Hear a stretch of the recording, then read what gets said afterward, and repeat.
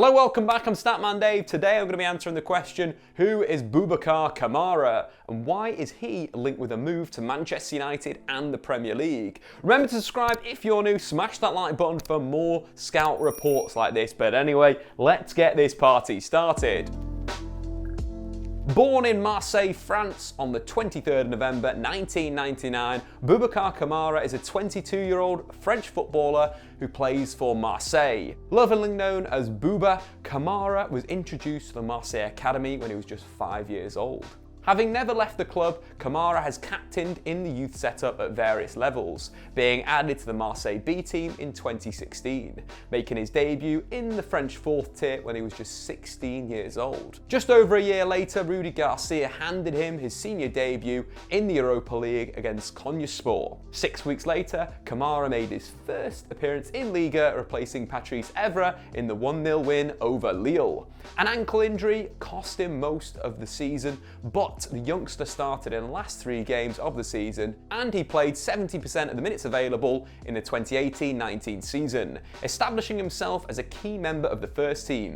Yet to receive a senior French cap, Kamara has featured 48 times in various age groups from under 17s to under 21s and has made nearly 150 appearances for his boyhood club Marseille. But where does he play? Kamara is a defensive midfielder that has played in central defence and even at fullback. He established himself in the first team as a central defender, but has mainly played in midfield since 2020. Under Andre Villas-Boas, Kamara was deployed as both a single pivot in a 4-3-3 and in a double pivot. Regardless, Kamara would often split the centre-backs in possession, creating a back three and operating as the deepest midfielder. Meanwhile, this season, under Jorge Sampaoli, Kamara has played largely in a double pivot of a mental 4-2-3-1 that transitions to a 3-2-4-1 in possession. This shape sees Marseille frequently rotate positions to create a spare man. Kamara spends the majority of his time in defensive midfield, but if the structure requires of it, Kamara has the tactical intelligence to move into the attacking unit.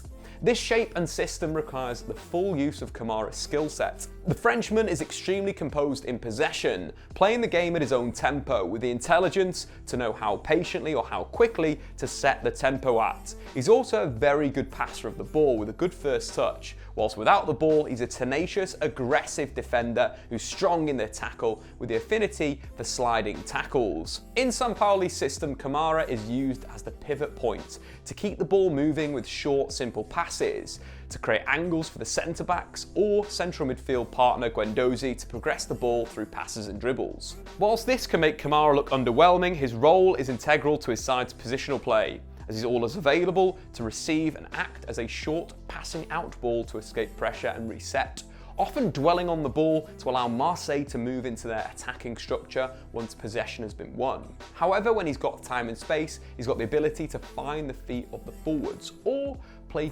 pinged switches of play. These longer passes highlight his impressive technique, with Kamara playing accurate and driven switches that quickly reach their target, as opposed to slower loop passes that can ruin the tempo of an attack. His tactical intelligence also means he's always available to receive passes, especially in the final third, where he can work the ball to the other flank. Or he loves a reverse pass back to where he's received it from. He did this against Lazio in this season's Europa League, receiving in the inside left channel from Payet and shaping to play centrally or to the other flank. Instead, he plays a reverse pass back to the left flank, creating massive space for the fullback, as the Lazio defenders are completely caught out by surprise. The left back then has the time to set himself and whip in a cross, which creates a penalty. Without the ball, the shape is also fluid, sometimes defending in a back four with Kamara in midfield, whilst at times Kamara drops into a back five. He reads the game so well and is aggressive in his challenges, often winning the ball through strong standing tackles. Whilst Kamara does drop off, he's very good in the mid-block situations, where he can jump out on a receiver and tackle from behind. Statistically, Kamara isn't a volume presser, but he's very efficient. He's been successful with nearly 37% of his pressures this season, ranking him in the top 3% of central midfielders across Europe's top 5 leagues. The Frenchman also ranks in the 87th percentile for tackles won, and he wins 46% of his tackles against dribblers, ranking him in the 91st percentile in Europe's top 5 leagues. He's also a good aerial defender. Despite standing at 5'10", he wins over 60% of his aerial challenges by reading the flight of the ball well and giving himself space to attack it and generate momentum. In terms of player comparisons, he's a lot like Leeds United's Calvin Phillips, a central midfielder with the technical ability to play further forward, but the tactical intelligence and defensive strength make him very useful at screening defence. Like Phillips, Kamara also drops in to create a back 5 when facing 2 strikers, but then returns to defensive midfield to act as a pivot once possession is won. The slight difference between Phillips and Kamara would be the passing range. Phillips is quite direct, he uses his long passing to hit the channels and hit strikers and hit wingers out wide, whereas Kamara is that more possession point, moving the ball around before allowing the likes of Guendouzi to progress the play. So what's next for the Frenchman? Having been linked to a whole host of Premier League clubs over the last 12 months, with his contract expiring in June 2022, a transfer seems likely. Man City would be a good fit given Jorge Sampaoli's possession-based system, making the transition simpler for Kamara, but with Rodri already at the club, he wouldn't be first choice. Newcastle, meanwhile, want him to be part of their midfield reform, but I don't know that he wants to leave his boyhood club and Jorge Sampaoli for a club that's in a relegation battle. Manchester United, on the other hand, is an interesting one.